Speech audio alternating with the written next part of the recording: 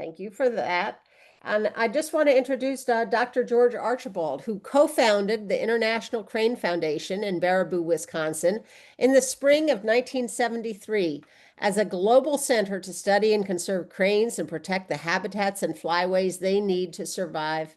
For 27 years, Dr. Archibald served as the president of the foundation. He envisioned programs developed and implemented using a creative combination of field research, public education, habitat protection, captive propagation, reintroduction, and partnership with local communities living near the cranes. One of Dr. Archibald's first projects in North America was to save the endangered whooping crane, which was on the brink of extinction. Dr. Archibald received his undergraduate degree from Dalhousie University in Halifax, Nova Scotia, and his PhD at Cornell. In recognition for his accomplishments, he's received 4 honorary doctorates and many awards, including the Gold Medal from the World Wildlife Fund, a Fellows Award from the MacArthur Foundation, the Wildlife Conservation Medal from the Zoological Society of San Diego, the Lilly Medal presented by the Indianapolis Zoo, and the Douglas H. Pimlett Award from Nature Canada. In 2013, he was awarded the Order of Canada on behalf of Queen Elizabeth II and received the inaugural Dan W. Lufkin Prize for Environmental Leadership from the National Audubon Society. And I just have to mention that he has a fantastic book, My Life with Cranes, that everyone should read. So, Dr. Archibald, thank you so much for joining us. I'm going to stop my share right now, and hopefully you can start your share. Okay. It's not. No urgency, no pressure. So yes, just Go here. Click that.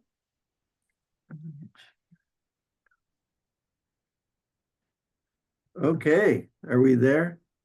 you are there. And okay. Well, hello, everybody. I wish I could see you, but I can't. I see Leslie, and I thank you, Leslie, for inviting me to tell my story here.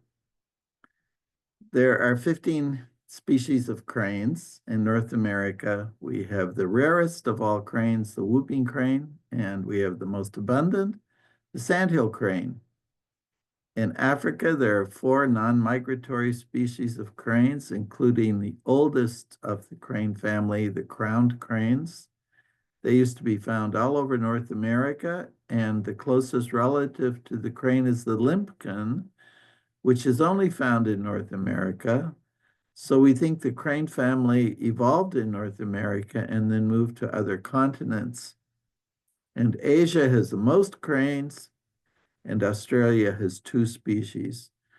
Most of my work in the early years at the Crane Foundation has been in Asia, but of course, we've been always working on the North American cranes as well.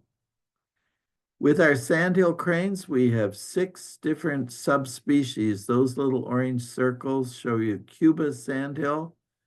There are about 700, the Florida 3,000, the Mississippi sandhill 200. One of the rarest cranes in the world is the Mississippi sandhill crane.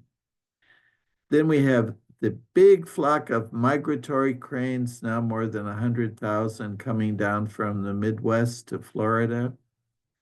And we have 500,000 cranes coming through Nebraska, from Canada, from Russia, to winter in the Southwest of the United States. So we have both migratory sandhill cranes and non-migratory ones, 6 different subspecies. But the ones that breed in the tundra, the far north of Canada, Alaska, and Russia, are very, very distinct genetically and behaviorally from the other sandhill cranes. And some authorities are now talking about making a separate species from the lesser sandhill cranes, the small ones from the far north. So there are 2 cranes in display, the sandhill on the left and the whooping crane on the right. And another abundant species that meet with the sandhill cranes in Nebraska, there are several million snow geese. And one of the greatest crane shows on earth and goose shows is along the Platte River in March. The sandhill is not as large as the whooping crane, and they have a very deep, rattly voice, whereas the whooping crane has a shrill voice like this.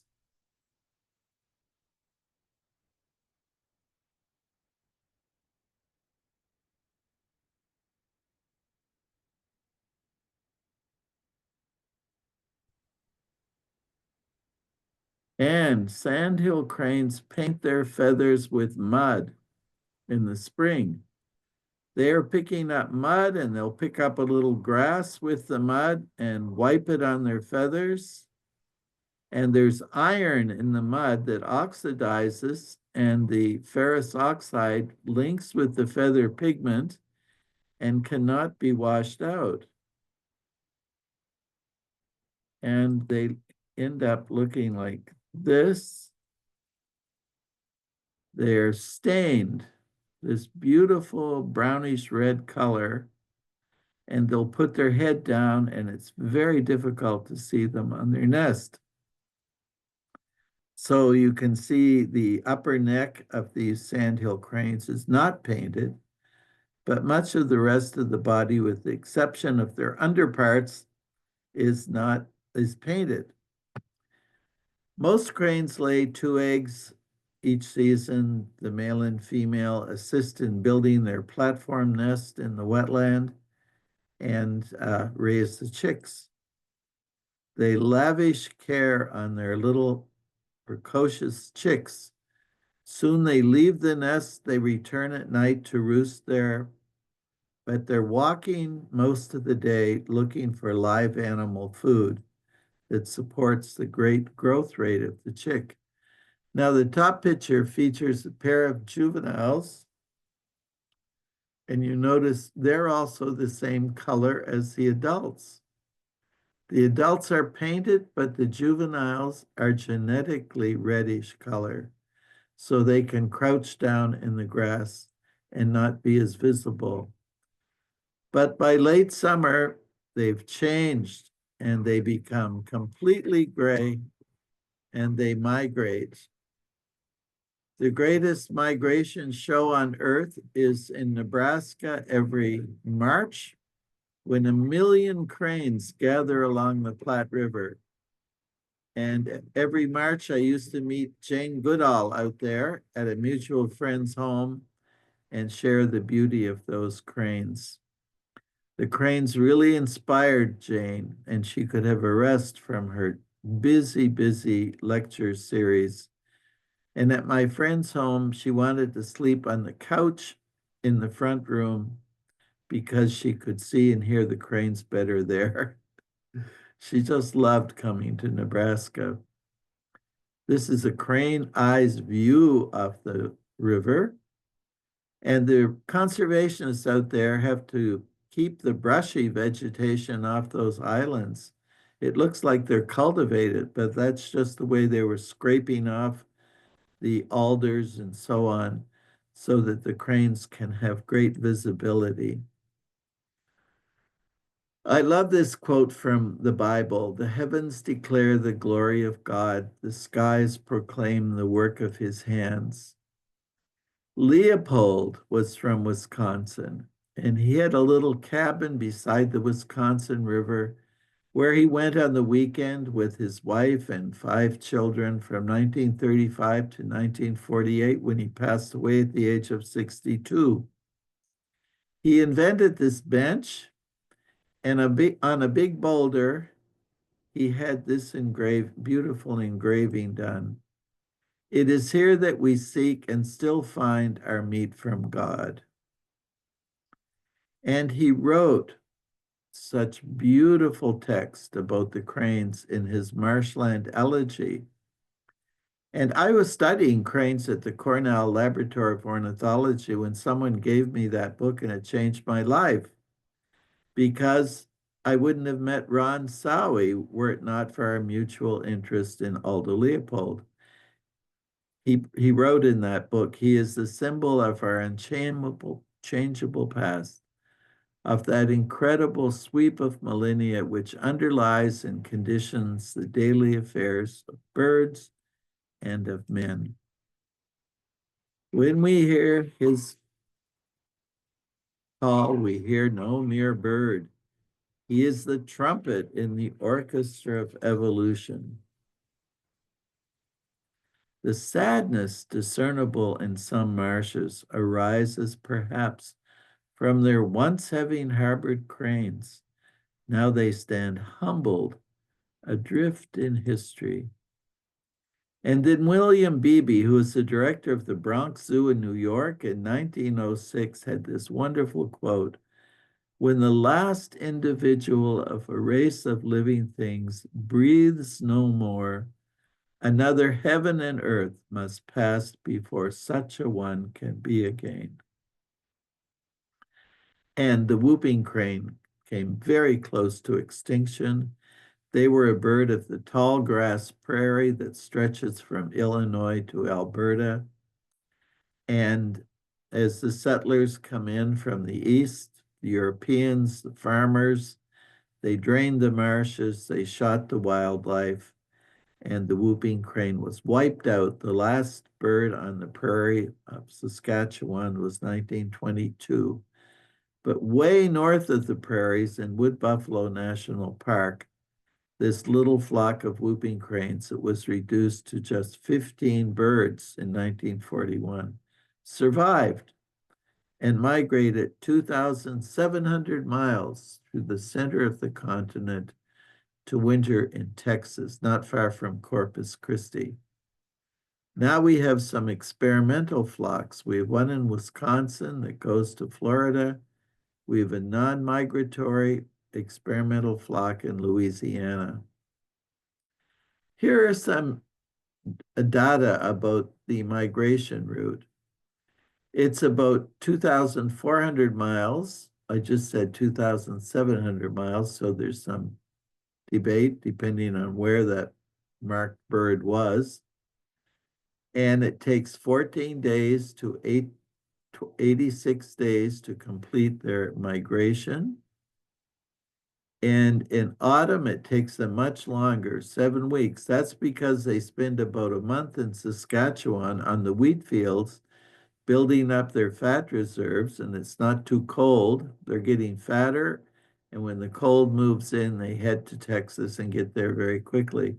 And in the spring, their migration is only 28 days because they want to get back and defend their territories before another pair of whooping cranes steals it. They stop on the average 11 or 12 times, and the stops can be 1 to 62 days, 4 to 5, 2.5 to 4 days is the average. And the distance between their stops is 300 kilometers. And we know that through the wonderful work of the Fish and Wildlife Service and the Canadian Wildlife Service, and the vet, Barry Hardup from the Crane Foundation, helps out. To catch them, they make this circle, and it's dug out about 6 inches deep, and they put the corn in there, and they hide a snare in the mud. And when the bird steps into that ring of fire, we call it, the snare snaps shut, and they catch the whooping crane. But the researchers have to sit in a blind and wait for the whooping crane to step into that circle. And sometimes days pass before they achieve the goal. So I'd like to thank David Brandt, who's the #1 crane catcher with the U.S. Geological Service. And they attach the satellite telemetry devices, and look at the data they get. Thousands of data points measuring exactly where the bird was, how long it stayed there, how high it flew, and how far it flew in each flight. And that's how we got that amazing data. And the computer does this simulation, shows that they're going pretty much in a straight line towards Wood Buffalo National Park or to Texas, but they get blown off course a little bit, but they get back right on it. And they climb up on the thermals and then coast. Gravity and the power of the thermals drives them on their migration. And they go up to about 5,000 feet, which is not very high compared to what some of the cranes do that fly over the Himalayas. They go up to 28,000 feet. We don't know how they do it, but they do it. And while they're flying, they'll be looking down at these great plains and they'll see a patch of water and they'll veer from their straight line going south and fly and land on a little pond like this, and they'll stay there for the night. And the next morning, about 10 o'clock, they'll continue their migration. The closest relative to the whooping crane is this beautiful crane from Asia called the Eurasian crane. And like the sandhill crane, they paint their feathers. And they're very successful. Look at their distribution. And they winter all the way from Morocco to China. And there are 4 different subspecies. And we think they number maybe 500,000 birds. There's their migration. This is another crane. This is the Eurasian crane. Yes, I'm sorry. No. And this is the red-crowned crane, which is another close relative of the whooping crane. It's a huge white crane, and there's a migratory flock that move from Russia and northern China. About 2,300 go to the demilitarized zone between North and South Korea. The other ones go to the coastal area of China. They number about 700. So maybe say 3,000 birds on the mainland, and we have 1,800 birds that are non-migratory in Hokkaido, the far north of Japan. And they were believed wiped out from Japan until discovery in 1924 of about 40 birds. And they were at hot springs and they didn't migrate. But the winter habitat only could contain that small number of birds.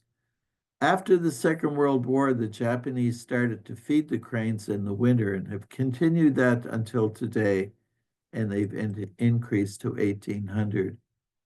And this is the dance of the red-crowned crane. They have the most sophisticated dance of any cranes because they do a special display called the arch threat. Now I'm going to call out the arch threat. Here's the arch threat. And a little bow. And that's a juvenile red-crowned crane with the brown neck watching mom and dad. This pair is fed in the winter by good friends of mine. There's a beautiful arch. Mr. and Mrs. Nakamoto. They retired to Hokkaido and have this little house way out in the countryside. And they have a pair of cranes on either side of the road. And they have ponds, they grow fish, and they feed the cranes. And there are marshes down in that valley. And every year the cranes rear 1 or 2 chicks. Here's another arch. Okay, now the chick is getting into the mood. And cranes are famous for dancing, and the national ballet in Korea, China, and Japan, there's a whole one on the crane dance. They love to dance like cranes. Oh dear, look at the chick. It's really getting into it. Okay. And the red-crowned crane is a symbol of long life and good luck, and you often see them in the wedding ceremony. Well, this is another type of crane called the hooded crane, and somehow the pictures have disappeared, but they winter in southern Japan and China. And here's a very endangered crane, the white-naped crane. They breed in Mongolia. There's one lake in China where they winter together with the Siberian cranes, and about 12,000 of them winter on the demilitarized zone. That's like 90% of the red-crowned cranes in the world are along the DMZ. And we are very afraid of avian influenza because a few years ago, 8,000 Eurasian cranes died of avian influenza in Israel, where they wintered. And the same species, the Eurasian crane, that gathers 200,000 strong in Hungary before they migrate to Tunisia, they lost 40,000 birds. So avian influenza could be disastrous to any of these cranes. Now I've lost this, Sarah. Somehow I lost the screen. Can you help me get it back? I'm sorry, folks. No worries at all. Maybe while we're waiting on that, maybe you can, do you have any updates on the avian influenza? Because honestly, we're not hearing too much about it, I think, lately. Some of the slides are not coming through. Interesting. Yeah. We'll get this thing back first. Okay. Yeah, we're monitoring it very carefully. We lost a whooping crane over at Horicon Marsh a few weeks ago. It was a juvenile raised in captivity that we released into the wild from beginning. Maybe it's. This is where you were? Yes, that's where he was. Okay. Thank you so You're welcome. I'm sorry about that. So that's a white-naped crane. So these rare cranes, when they gather in flocks, now this avian influenza has a whole new meaning. We can sex cranes by their voice. That's a male on the right and a female on the left. And in this species, the male pumps his wings high in the air during that display. And there's the hooded crane. Somehow, anyway, they migrate to southern Japan and to China as well, and they number about 15,000. And here's the black-necked crane. Well, I think your slides are not advancing though now. We're still seeing the white-naped crane. Oh, Sarah, the slides are not advancing. We're still on slide 36. Interesting. And we're not seeing, you know what, maybe it's this, we're not seeing we're seeing the future slides as well on the side again. So maybe it's the monitor that we're being shown on Okay. is maybe a part of the problem. I'm not sure. Let's see. So I'm not. Yeah. There we go. No, go away.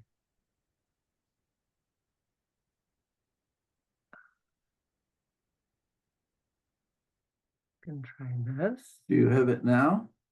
Yes, now we see a full picture of the white-naped crane, Okay, slide 36. Yes. So strange. Okay, let's try. Okay, Yes, and now we've advanced. okay, the male is pumping its wings. And the voice of the male is very, you better stay here. I'm gonna stay right here.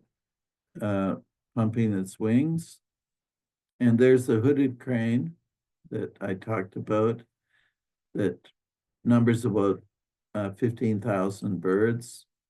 And here we have the black-necked crane on their nest way up in the Tibetan plateau. And this bird is one of the best indicators of climate change because the glaciers are melting, creating more and more wetlands. At the same time, the permafrost is melting and wetlands are disappearing. In the meantime, the black-necked cranes have increased from about 7,000 birds to 16,000 birds. But we think that when the glaciers are gone and the permafrost is gone, the wetlands will decline. So the Crane Foundation has a really big program in that part of the world. We're involving Bhutan, India, Nepal, and China in a cooperative program to monitor climate change as revealed by the black-necked cranes. The most endangered of all the cranes is a big white crane, very similar to the whooping crane, but very distantly related to whooping crane, called the Siberian crane.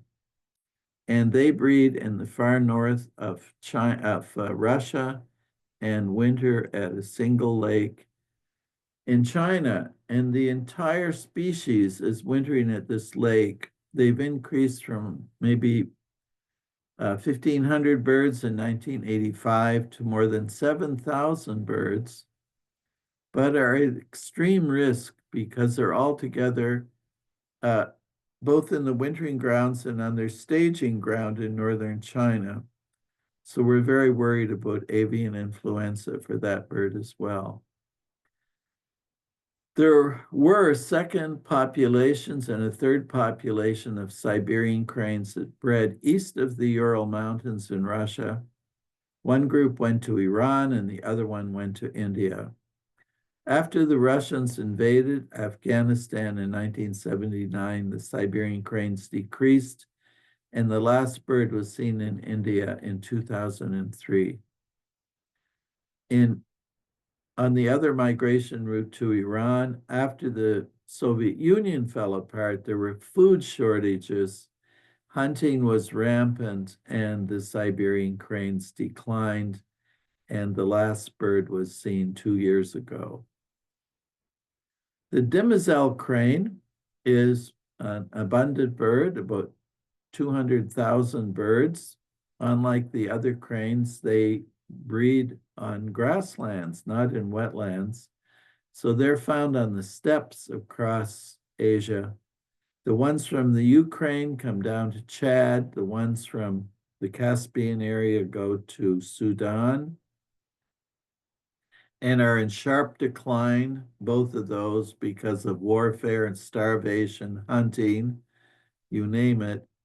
And then the big population is out in the east and they migrate to India. Here's a fight between two Dimazelle cranes over their territory. And one pair wins, and they'll be out in those grasslands living harmoniously with the Mongolian people, who call them the lovely bird. And often you can see them very near the people and the sheep. And there they are with their chicks. I'm showing you a lot about the Dimazelle cranes because we have a big project to try and stop the killing of cranes in the Middle East. Here they are with their chicks out in Mongolia, gathering in flocks to migrate, huge flocks circling in the sky. They're scattered all over the steppes, but then they gather in big groups, much as the sandhill cranes do in Nebraska. But this is the fall gathering in northern China. And then, so they come down to that place in China, and then they migrate in an absolutely straight line across China, across the Himalaya mountains to winter in India. But in the spring, they do not cross the Himalayas. They go to the west and they cross the Hindu Kush mountains, which are much lower, because in the spring they'd be flying into winter up in the Himalayas. So they go north into Pakistan and Afghanistan, where they're ruthlessly shot, and then into more protected areas in Tajikistan, Turkmenistan, Uzbekistan, Kazakhstan. They breed up there too, but the birds from Mongolia head east, back, having made an enormous circle. So they're the only cranes that fly in a circle, and they are the cranes that fly at enormous altitudes over the Himalayas. there are the peaks of the Himalayas and flocks of demoiselle cranes going along. And I have a wonderful video from Planet Earth with David Attenborough, but it will not play for your presentation. And he talks about the fact that other animals cannot live at these enormous altitudes, but the cranes fly right over, alive as can be, until they get to their wintering area in India, where they are protected and can be seen in great numbers. Well, this is Wally Modigek, and he's from Afghanistan. And when the government, and he's a conservationist that worked with a nonprofit organization, and he and I worked together for many years. And when the government fell in August of 2021, my wife and I agreed to support Wally and his wife and their 8 children to come to United States. It's a long story, but they're now living in Baraboo, and he's employed at the International Crane Foundation to head up our Middle East conservation program. This is the day they crossed the border into San Diego, April 23rd, 2023. And now 4 of those girls are in university in Wisconsin, and the other kids are all in school and are great students and are going to become great Americans. And they had their trial before a judge in July and were cleared on August 18th of this year. So now they can rest that they can eventually become citizens of this great country. And this was their first day in school, coming from the school bus, walking to my home where they lived for 5 months. And they're so happy. They've not been in school for 2 years, and they're catching up like you wouldn't believe. And our dream is that someday we'll be able to reintroduce these beautiful Siberian cranes into Western Asia if we can make the flyway secure for them, not only for them, but also for the people. So Wally is working full-time at the Crane Foundation and has established what we call the Central Asia Middle East Crane Conservation Group.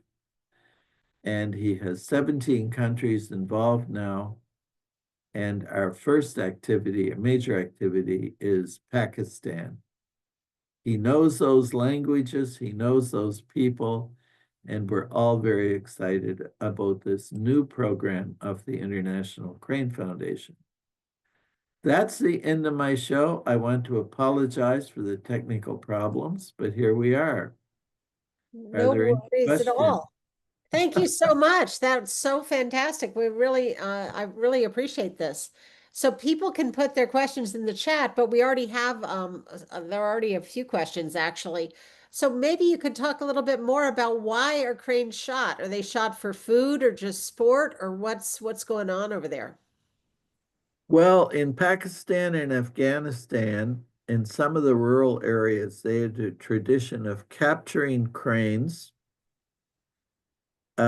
by throwing up a weighted rope into a flock of cranes that was attracted to decoys along a river. And today there are about 15,000 cranes in captivity in Pakistan alone. And local people love their cranes and protect them, and they breed for them. So they had this tradition of keeping cranes. And then the wartime came and guns were everywhere. And vandals started shooting the cranes. And then it became sort of a sport, and there was no law enforcement to stop it. And wealthy people would come out and camp by the river and see how many cranes they could shoot. Truckloads of dead birds. Then they take them to the villages and sell them for meat. Mm-hmm. Actually, there is a law in Pakistan, outlawing the killing of cranes, but it's not enforced. Uh-huh. So our job is to get the governments to enforce the law and to educate the people about how to keep their captive cranes in a sustainable manner. So that's a big project. So captive crane, so I don't, I'm trying to envision what you keep a captive crane in. It must be some large aviary type of thing, and that's okay? What do you No, think? no. Every home will have a house and a mud wall, a big wall surrounding a very large yard in which they will have domestic animals at night that are grazing out on the hillside during the day. They go in there for the night. And that's where they'll put their cranes. Mhm. And the cranes settle in, and that becomes their home. And when they open the gate in the morning to let the domestic animals go out to the hills, so will the cranes go, but they'll come back to their own home. They figured it out, and they will actually breed there and lay their eggs out in the yard somewhere. And we've been helping the locals learn how to manage the cranes so they can be more successful, roping off an area where the nest is so they won't be trampled by cattle and so on. But and they love their cranes. One time I went to their crane festival and people brought their captive cranes in little cages. They fed them and the cranes seemed perfectly happy. Some of them came on camelback with their crates of cranes. And I gave some posters out to the person that had the oldest Eurasian crane. That bird was 52.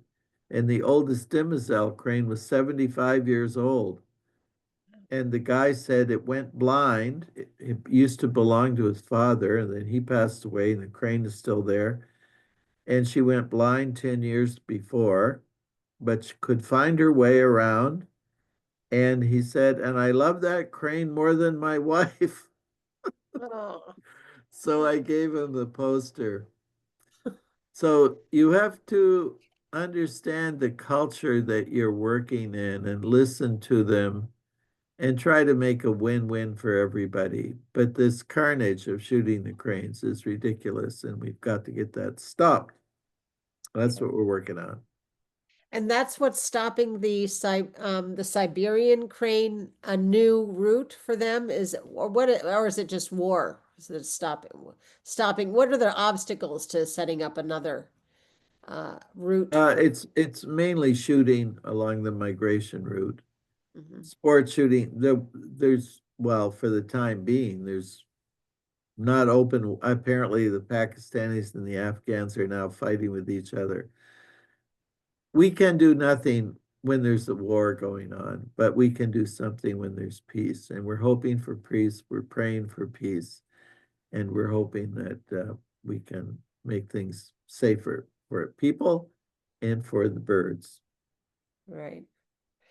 One person was asking about the sandhill cranes in the Chicago area. Where are they flying from and to? The cranes have, well, first of all, there are a lot of cranes breeding in Lake County. Okay. So those birds are heading off to Indiana together with the birds from Wisconsin and central Minnesota. Western Minnesota birds go to Texas, but from central Minnesota east, they go down to the southeast. And the birds flying over Chicago are mainly from Minnesota, Wisconsin, and Michigan and southern Ontario. And they join birds coming down from Michigan and from Ohio, and they form a huge flock there. And we lost 1,200 birds last spring from avian influenza, including at least one whooping crane from our new experimental flock. And they continue on. They used to all winter in Florida, around Gainesville and the Paynes Prairie in that area. But now, from 1995, they started wintering in Kentucky. and in Tennessee. And then thousands of them are now staying at Jasper-Pulaski State Wildlife Area in Indiana. I want to invite you all to come up to Baraboo and see our 5,000 cranes that gather near the Crane Foundation. On November 15th and 16th, we have what we call the Great Midwest Crane Festival, sponsored jointly by the Crane Foundation and the Aldo Leopold Foundation. There are lectures, there are tours, huge flocks of cranes, and the ICF visitor area is still open, so you can see all 15 species of cranes. So we welcome you to join us. Thank you so much. Thank you so much. Well, I guess we should let you go if we appreciate so much your coming to talk with us and hearing more about the cranes. And it's just so amazing the obstacles that the cranes manage through and that you all are supporting. I mean, in a very complicated, conflicting world, it seems Yeah, like. we have a clear focus, and that's what carries us through. Mhm. And we appreciate all of you people who are members of the Crane Foundation. I encourage others to join us and join this mission to make the world a better place for people and for birds. Thank you. Thank you so much. You Thank you. bet, Leslie. Nice to meet you. Thank you. Well, nice to meet you too. It's wonderful. Okay.